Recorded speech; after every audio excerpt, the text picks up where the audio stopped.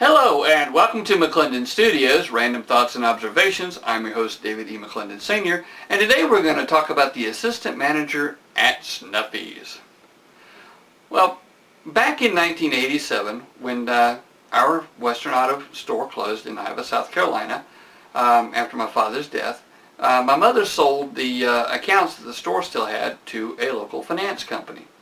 Well, this local finance company needed someone to work these accounts because whenever you sell an account from one organization to another, people don't understand that they still owe the contract, that all the terms of the contract are still valid. Well, they needed a assistant manager that could go and talk to these people, and so they hired this one assistant manager and trained him in collections. And the gentleman had it in mind that the way to deal with people was to go and tell them that they had to pay the account, that they had to take care of their outstanding obligations, and then he would go ahead and tell them what he would do otherwise, like file someone's a complaint, take claim and delivery on them, or whatever else, put it on their credit as being a bad debt. And of course, if you tell people, no matter where they're from, but especially someone from Iowa, if you tell people they're going to do a certain thing, they're going to prove otherwise. It's just human nature. Well, I was working for another company. I got hired as an assistant manager and had made my way up to collection manager and ultimately manager in waiting. I had all the credentials to be a manager. I just didn't have an office yet when I was hired away from the one company to the other. Now, at the original company, we made our break every single month, which means that we had collected more than the percentage of accounts we were allowed to have as being outstanding for the month. Well, the second company hired me away and from the first company, and the idea was that I was going to teach this particular assistant manager how to collect accounts. Well, I was sent down to Iowa by the manager, and the supervisor had directed this manager to make sure that we got the Iowa accounts up to date. I would be sent down to Iowa, and I would chase all the accounts assigned to me and come back with money or arrangements on every single account. And they couldn't believe that I was having this kind of rapport with the people down in Iowa. Well, the supervisor had decided that I needed to take the assistant manager down to Iowa with me to show him how I collected accounts. Well, we had an account that we had to go and meet the sheriff about, that we were going to do a claim and delivery on one particular account that we hadn't been able to reach the people before. So the assistant manager and I were sent down to wait for the sheriff, and the sheriff wanted us to wait for him in the parking lot of the old Western Auto store. Well, right across from the old Western Auto store was a redneck bar known as Snuffy's Tavern. Now, when we had the store, we were on a good basis with the people at Snuffy's Tavern. They're really great people, really nice people. They just, like a little bit more beer than some people like, and they like a little more party than some people like. Well, me and the assistant manager were sitting in the parking lot, and I got thirsty while we were waiting on the sheriff. And I said to him, would you like a drink? And he said, no, don't go in there. Those people will kill you. Those people are hateful. You don't go in there, they'll kill you. No, they're not going to kill me. They're just nice people. But go over and get, you want something to drink? No, I'm not going to have your blood on my hands. Okay. So I went into the Snuffy's and got my Diet Coke. And on my way out, this one gentleman approached me and asked me what I'm doing now. And I told him which finance company I was working at. I told him, so I'm working at the finance company. And he said, oh, yeah, I believe I owe them some money. And I said, yeah, I think I saw your card a little bit ago. And we go over to the car.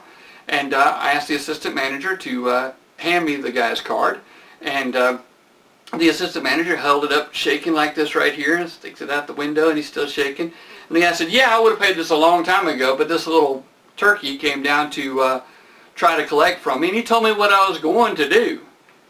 I said, oh, okay. And then he looked, and he saw the assistant manager in the car, and he said, that's that little turkey that told me what I was going to do. And I told him, don't mind him. He's from the city. He doesn't understand. He just doesn't know how to talk with people, but is fine. He says, how much do I owe you? And I looked at the card, and he went ahead and pulled out the cash money. I gave him a receipt and put the cash money in my pocket like I was supposed to do. Then me and the assistant manager met the sheriff's deputy, went ahead and delivered the papers that we were supposed to deliver. and talked to the people where we were delivering the sheriff's paperwork. And I told the guy, you know, we need to work something out, or we need to go ahead and pick up the stuff here when this claim and delivery expires. And he said, well, how much do I owe you? And I told him. And so he got the money, handed it to me. I gave him a receipt, and we were done. No more need for the sheriff, no more need for the claim and delivery. Everything's fine. Got the receipt. And then me and the assistant manager went on to a couple more houses. Got to the one house. It was a gentleman that I had known really well. He'd been a great customer at the store. And he recognized me. He said, hey, come on in. We're just getting ready to have supper. Why don't you have some supper with us? And so me and the assistant manager went and sat at the table, and I had some iced tea while they were finishing their supper. And the guy said, where are you working? I said, finance company. And he's like, oh, I think I owe them some money. I said, yeah, I think you do. And he said, well, how much I owe you? And I looked on his card, and I said, well, it's going to take so-and-so to get you caught up, and so-and-so to pay it off. He reached over in his little cabinet there where he had his checkbook, took out the checkbook, wrote a check for the balance, and handed it to me. I handed him back a receipt.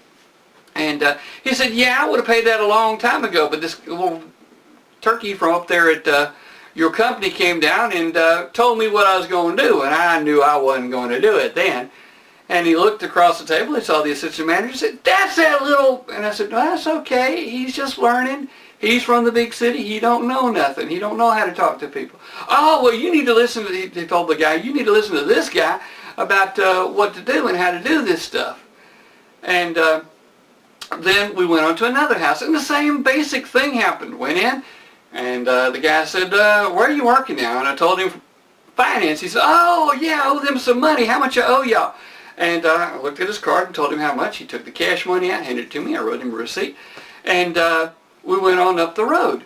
Well, as it turned out, we got back and we had more money than what we were sent out to collect, because the one guy paid off his account, and several of the people paid the next month's payment on their account when we talked to them.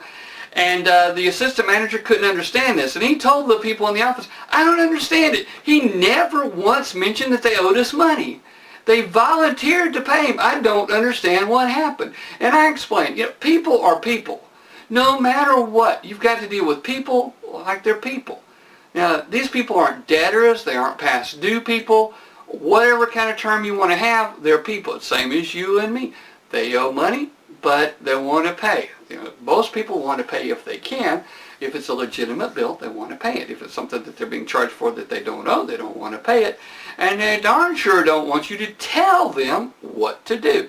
And that's the difference, and that's how I collected tons more money than most of the other people that were ever in those positions. And that's how I got to be the collection manager and ultimately the manager in waiting, was because I knew that people are people. I knew you treat people the way that you want to be treated.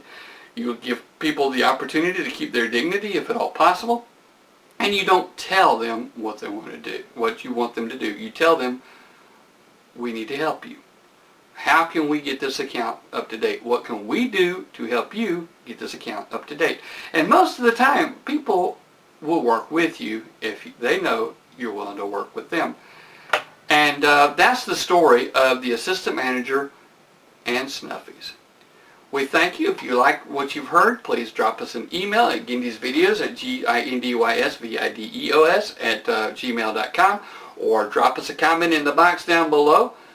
Over on the side, I don't know if I'm pointing to the right side, whichever side is appropriate, over on the side of the blog, follow us if you like, or subscribe to us on YouTube, or let us know what kind of way, what we can do to make these videos better. And we thank you.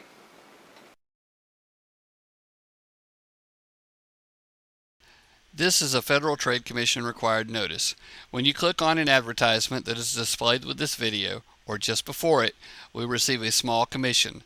Sometimes, if you merely watch an ad, we receive commission. If you purchase anything by clicking on links on any of our websites, we receive a commission as well.